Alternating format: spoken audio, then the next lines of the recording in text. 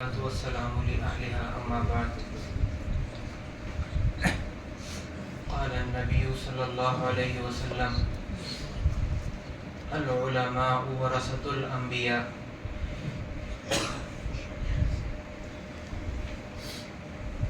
اس حفلے میں موجود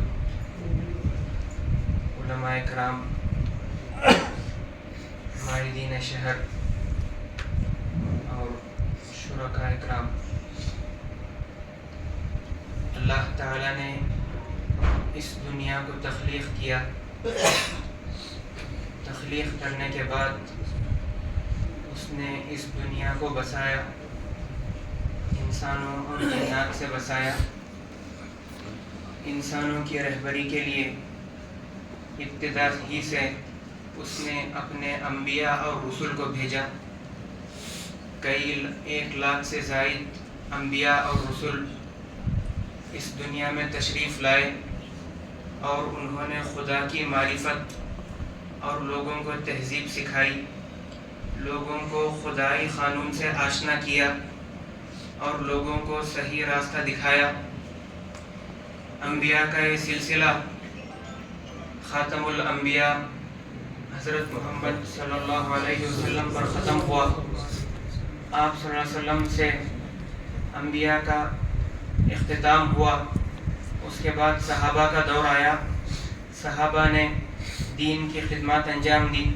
اس کے بعد تابعین آئے، تبع تابعین آئے، ان کا دور ختم ہوا، جس کو حدیث کی روح سے خیر القرون کہا جاتا ہے.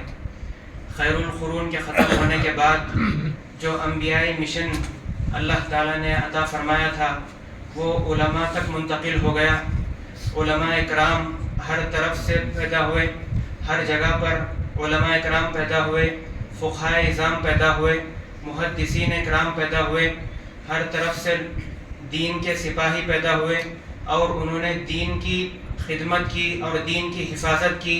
دین کا صاف و شفاف نمونہ اور دین کا صاف و شفاف آئینہ لوگوں کے آگے پیش کیا اور انہوں نے لوگوں کی رہبری کی اور انبیائی مشن کو آگے بڑھایا.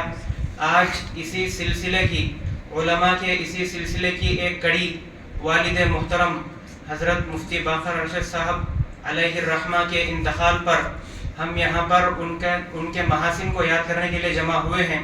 حفلے کا نام حفلۃ تذکرۃ المحاسن ہے. محاسن کے تذکرے کا حفلہ یہ منعقد ہوا ہے. میں ان کے محاسن کو کہاں سے شروع کروں؟ کیا ان محاسن کو بیان کروں اور ان خدمات کو بیان کروں جو انہوں نے ملی کونسل کے ذریعے اور ملی کونسل کے ساتھ مل کر ادا کیے، یا ان خدمات کو بیان کروں جو انہوں نے مسلم پرسنل لاء بورڈ کے ذریعے ادا کیے، یا ان فقہی خدمات کو بیان کروں جو انہوں نے اسلامک فقہ اکیڈمی کے ذریعے اور اس کی سرپرستی میں ادا کیے، یا ان ادبی خدمات کو بیان کروں جو انہوں نے عالمی رابطہ ادب اسلامی کے ذریعے ادا کیے، یا ان سماجی خدمات کو بیان کروں جو انہوں نے حضرت فقیہ ملت ٹرسٹ کے ذریعے اپنے گاؤں میں ادا کیے، یا پھر ان خدمات کو بیان کروں جو انہوں نے اپنے شہر میں اور شہر چنپٹن میں عقائد کے سلسلے میں ادا کیے. کن خدمات کو اور کن محاسن کو بیان کروں اور کہاں سے ابتدا کروں؟ وہ ایک ہماگیر شخصیت تھی، ہر میدان میں سایہ فغن شخصیت تھی. کس میدان کو لوں اور کس میدان سے شروع کروں؟ اگر ان کے تمام محاسن کو میں بیان کروں تو یہاں پر وقت لگ جائے گا.